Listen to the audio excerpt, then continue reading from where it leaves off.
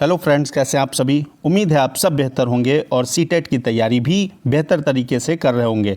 तो दोस्तों, आज का यह मॉक टेस्ट आपका very most important mock test होने वाला है, क्योंकि मैं आज ईवीएस के वो क्वेश्चन इस वीडियो में करवाने वाला हूं जो आपके दोस्तों पूछे गए क्वेश्चन हैं, सीटेट के अंदर आए हुए क्वेश्चन है। शुरू करें दोस्तों। पहला क्वेश्चन आपकी स्क्रीन पर है। दोस्तों, वेलक्रो का उपयोग बहुत सी चीज़ों को एक दूसरे के साथ चिपकाने में किया जाता है।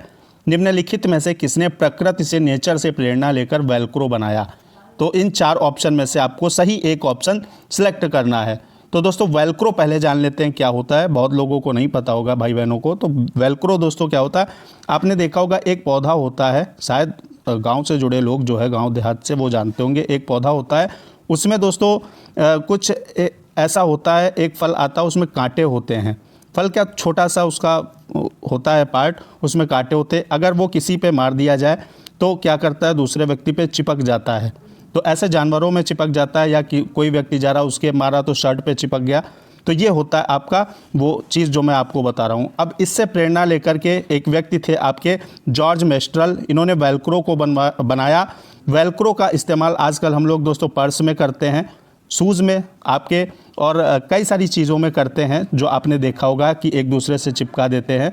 तो आपका बी ऑप्शन सही हो जाएगा। अगला क्वेश्चन देखेंगे। अगला क्वेश्चन क्या है दोस्तों, ब्रेल लिपि है, ब्रेल स्क्रिप्ट। इसमें क्या होता है, एक मोटा सा कागज़ होता है, उस पर उभरे हुए बिंदु होते हैं। अब ये लिपि किस पर आधारित होती, कितने बिंदुओं पर? तो दोस्तों, इसका आविष्कार जो है ब्रेल लिपि का, ये आपके ब्लाइंड पर्सन जो अंधे लोग होते हैं उनके पढ़ने की लिपि है, इसकी मदद से वो पढ़ते हैं। तो लुइस ब्रेल ने इसका आविष्कार किया और ये 6 बिंदुओं पर आधारित होती है। बी ऑप्शन आपका सही हो जाएगा। अगला क्वेश्चन देखेंगे। अगला क्या है, क्वेश्चन है दोस्तों अगला आपका, शिक्षार्थी के पोर्टफोलियो बनाने के लिए अच्छे तरीके क्या हैं? शिक्षार्थी का पोर्टफोलियो दोस्तों एक ऐसी फाइल टाइप की होती है जिसमें बच्चे से जुड़े सभी इम्पॉर्टेंट जो दस्तावेज़ हैं वो रखे जाते हैं। तो इसमें सही ऑप्शन को चूज़ करना, एक विशिष्ट कारण के आधार पर पोर्टफोलियो में शामिल किए जाने वाले काम का चयन करना। बिल्कुल सही है आपका भाई। पोर्टफोलियो में जितने भी इम्पॉर्टेंट चीज़ें हैं वो शामिल की जाएंगी। एक शिक्षार्थी के काम की सभी वस्तुओं का आकलन, चयन करना। तो सभी वस्तुएं दोस्तों नहीं, सभी वस्तुएं नहीं, जो इम्पॉर्टेंट चीज़ें हैं उनको रखा जाता है। तो बी ऑप्शन आपका गलत हो जाएगा। अगला क्या है, शिक्षार्थी को अपने काम का चयन और उसको अपने पोर्टफोलियो में शामिल करवाना। बिल्कुल सही है। एक समय अवधि में शिक्षार्थियों के कामों के विभिन्न स्तरों को इकट्ठा करना, ये भी आपका सही है। तो आपका ACD जहाँ होगा, फोर्थ ऑप्शन है आपका ACD, बिल्कुल सही हो जाएगा। अगला क्वेश्चन लेंगे।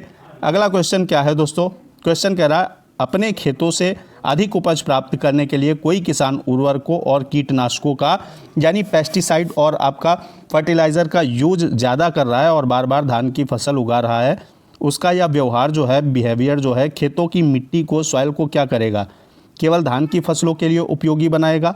बिल्कुल नहीं दोस्तों भाई। ज़्यादा आप कीटनाशक प्रयोग करेंगे या आप ज़्यादा फर्टिलाइज़र यूज करेंगे तो ऐसा तो है नहीं सिर्फ धान की फसल ही होगी उसमें, गलत हो जाएगा। अन्य फसलों के लिए उपजाऊ बनाएगा? बिल्कुल नहीं, क्योंकि हम जब फर्टिलाइज़र यूज करते हैं तो मिट्टी की उर्वरा शक्ति ऊपर आ जाती है और एक टाइम ऐसा आएगा कि ये आपकी जो सॉइल होगी वो बंजर हो जाएगी, जहाँ पर कुछ नहीं उगेगा।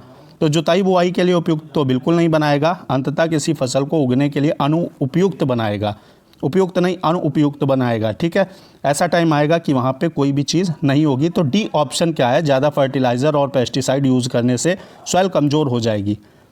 आपका डी ऑप्शन करेक्ट है।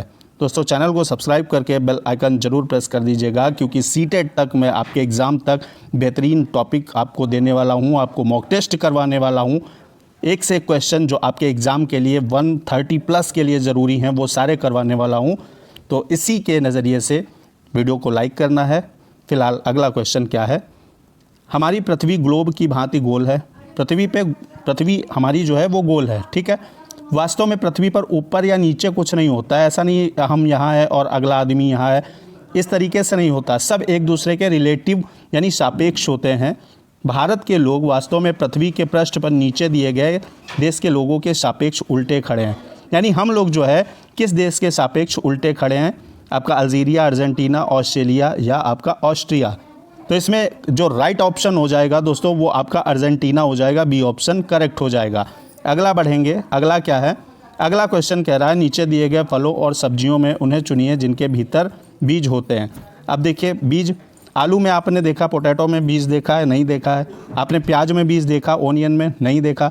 तो जहाँ पे आपका क्या है, जिनके भीतर बीज होते हैं, प्याज में नहीं होता ना, तो ये ऑप्शन गलत हो जाएगा। आलू में नहीं होता, ये आपका गलत हो जाएगा। इधर डी वाले में भी आलू है, ये भी आपका गलत हो जाएगा। आलू और प्याज में बीज नहीं होते। करेला में बीज होते हैं आपके, चीकू, भिंडी, नाशपाती, टमाटर सब में बीज होते हैं। तो सी ऑप्शन ही इसका सही आंसर हो जाएगा। अगला क्वेश्चन है, क्वेश्चन कह रहा है हमारे देश में एक स्थान है जिसे कोल्ड डेजर्ट कहते हैं, ठंडा रेगिस्तान। यह क्षेत्र जो है वो ऊंचा, सूखा और समतल है, यानी प्लेन है। कहाँ आप कोल्ड डेजर्ट स्थित है? शिलोंग, मेघालय, ठीक है, या आपका दार्जिलिंग WB, या आपका हिमाचल प्रदेश में शिमला, या आपका लद्दाख में लेह या लद्दाख, ठीक है। तो इसमें क्या सही हो जाएगा? इसमें आपका डी ऑप्शन सही हो जाएगा दोस्तों। कोल्ड डेजर्ट जो है वो आपका लद्दाख में है।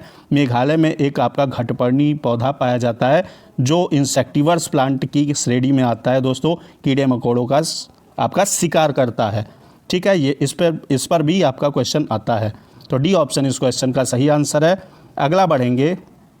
अगला क्वेश्चन कह रहा है नीचे दिया गया कौन सा जंतु भालू जैसा दोस्तों दिखता है लेकिन है भालू नहीं?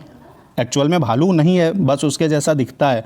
17 घंटे वो शाखाओं से पेड़ की उल्टा लटक कर सोता है और उसी वृक्ष की पत्तियों को खाता है, लीव्स को खाता है जिस पर वो रहता है।